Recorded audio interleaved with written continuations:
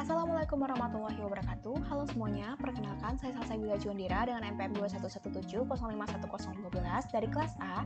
Di video kali ini saya akan menjelaskan tentang arsitektur dan organisasi komputer. Dalam video ini terdapat beberapa pokok bahasan yang akan saya bahas. Yang pertama adalah study case, yang kedua adalah perbedaan arsitektur dan organisasi komputer, dan yang ketiga adalah stored program concept. Yang pertama untuk study case, yaitu mengenai bagaimana proses komputer menampilkan angka, huruf, atau karakter di layar komputer. Misal, kita mengetikkan sesuatu di dalam keyboard.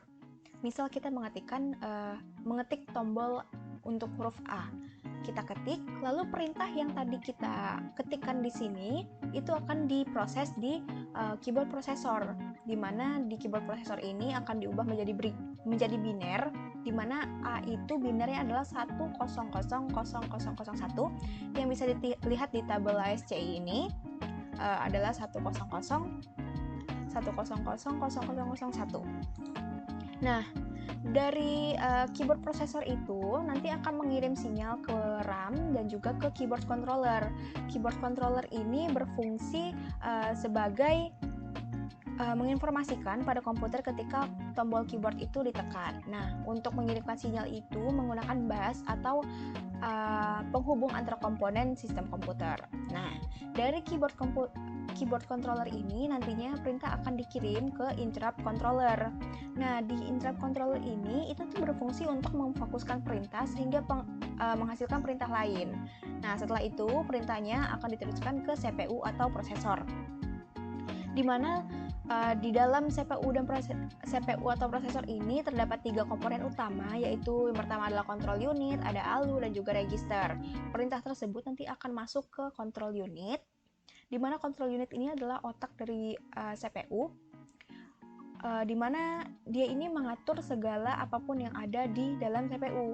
Nah, dari control unit ini nanti jika perintah itu berupa perhitungan aritmatika akan diteruskan ke ALU, dan dari ALU ini nantinya akan disimpan di akumulator dan diteruskan ke register. Di dalam register ini akan disimpan sementara, lalu akan dikembalikan ke ALU, lalu dikembalikan ke control unit, dan akhirnya dikembalikan sehingga berbentuk cache.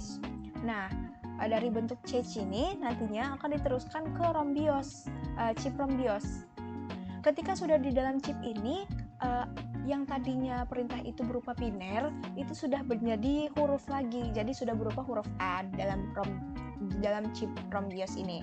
Nah, dari chip ROM BIOS ini nantinya perintah itu akan dikembalikan ke keyboard controller dulu untuk mengecek apakah sama dengan yang tadi inputan ini. Perintahnya tadi itu kan udah diubah nih, yang di sini apakah sama dengan yang di inputan yang ada di keyboard controller ini. Misalnya di sini A, apakah sama juga di sini A.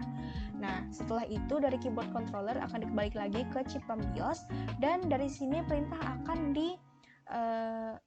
lanjutkan ke RAM, di mana RAM ini adalah tempat penyimpanan sementara. Dari RAM ini nantinya perintah akan dikirim ke monitor sehingga nanti akan menghasilkan menampilkan huruf A yang tadi sudah kita ketik di keyboard. Lanjut, kita akan membahas tentang perbedaan arsitektur dan organisasi komputer. Apa itu arsitektur dan organisasi komputer? Secara definisi, arsitektur komputer adalah konsep perencanaan dan struktur pengoperasian dasar atau sebuah sistem komputer. Dan organisasi komputer adalah bagian yang terhubung dengan komponen-komponen pelaksanaan dan interkoneksi antara komponen penyusun sistem komputer dalam pelaksanaan aspek arsitekturalnya. Nah, untuk perbedaan arsitektur dan organisasi komputer, itu yang pertama, berdasarkan definisi, arsitektur komputer itu adalah kelengkapan sistem komputer yang terkait dengan kegiatan pemrograman. Contohnya itu adalah set instruksi, aritmatika yang dipergunakan, teknik pengalamatan, dan juga mekanisme input-output. Sementara untuk organisasi komputer adalah bagian yang memiliki hubungan komponen-komponen operasional. Contohnya adalah teknologi hardware, perangkat antarmuka, teknologi memori, sistem memori, dan sinyal kontrol. Untuk berdasarkan sifatnya, itu tuh perbedaan dari arsitektur dan organisasi komputer. Kalau arsitektur, itu tuh konsep perencanaannya dapat digunakan dalam jangka waktu yang sangat lama. Sementara kalau organisasi komputer, itu perlu penyesuaian dengan teknologi yang ada saat itu, sehingga organisasi komputer itu tuh berubah-ubah gitu. Sebuah komputer itu memiliki dasar arsitektur yang sama, sedangkan untuk komponen fungsional dapat berubah-ubah sesuai dengan perkembangan teknologi yang terjadi. Beberapa pabrik komputer memproduksi berbagai model komputer yang menggunakan dasar arsitektur komputer yang sama, tetapi dengan organisasi komputer yang berbeda-beda. Contohnya seperti Intel Family x86 dan Family IBM System 370 menggunakan konsep arsitektur yang sama, tetapi organisasi komputernya berbeda-beda, ada beda versi gitu. Selanjutnya adalah perbedaan arsitektur dan organisasi komputer berdasarkan komponennya. Kalau misalnya untuk arsitektur komputer, itu yang pertama komponennya ada set instruksi. Set instruksi itu disebut juga dengan bahasa mesin karena terdapat data instruksi yang lengkap dan dapat dipahami oleh CPU. Set instruksi juga disebut dengan bahasa mesin dan berbentuk biner yang dipahami sebagai bahasa assembly dan dapat dimengerti oleh programmer. Pada set instruksi terdapat dua bagian utama, yaitu Instruction Set Architecture atau ISA dan Hardware System Architecture atau HSA. Selanjutnya ada unit aritmatika dan logika atau ALU. Unit aritmatika dan logika adalah aspek dalam arsitektur komputer yang memiliki peranan dalam melaksanakan fungsi perhitungan aritmatika. Operasi aritmatika antara lain penjumlahan dan pengurangan, pembagian dan perkalian yang dilakukan dengan dasar penjumlahan. Selanjutnya ada teknik pengalamatan. Nah, ada 7 teknik pengalamatan, yaitu immediate addressing, direct addressing, indirect addressing, register addressing, lalu register indirect addressing, displacement addressing, dan stack addressing. Lalu selanjutnya ada mekanisme input-output. Mekanisme input-output adalah aspek dalam perencanaan sistem informasi yang memiliki cakupan terluas. Input-output memiliki beragam aplikasi. Fungsi dari manajemen input-output itu untuk mengirim perintah ke perangkat input-output untuk menyediakan layanan, terus menangani kesalahan perangkat input-output, dan juga penanganan terhadap interupsi perangkat input-output.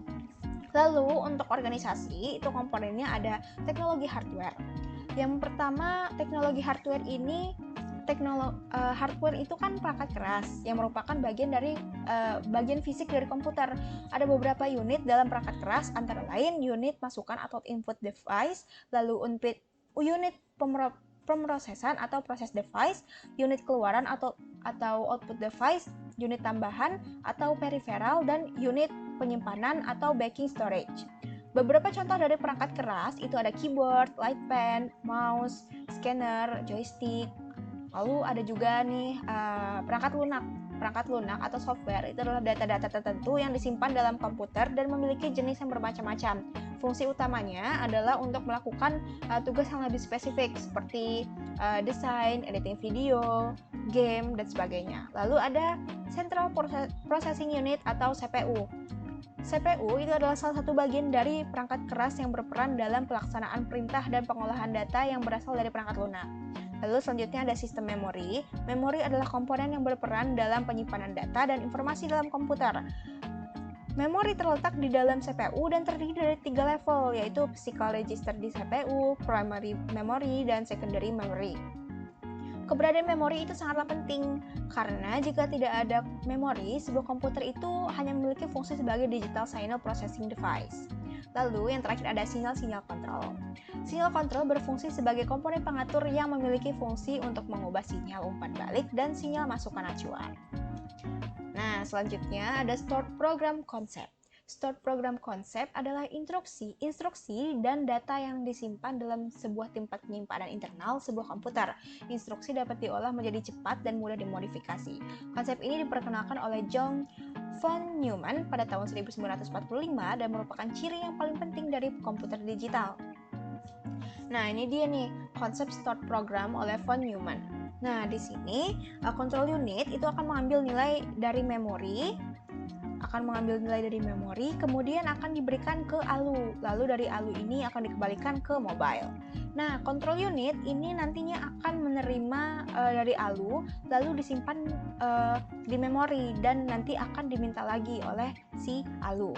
Nah, input ini akan disimpan di akumulator dan nantinya akan dikeluarkan juga nih dari akumulator. Baik, mungkin itu saja yang bisa saya sampaikan di dalam video kali ini. Kurang lebihnya saya mohon maaf.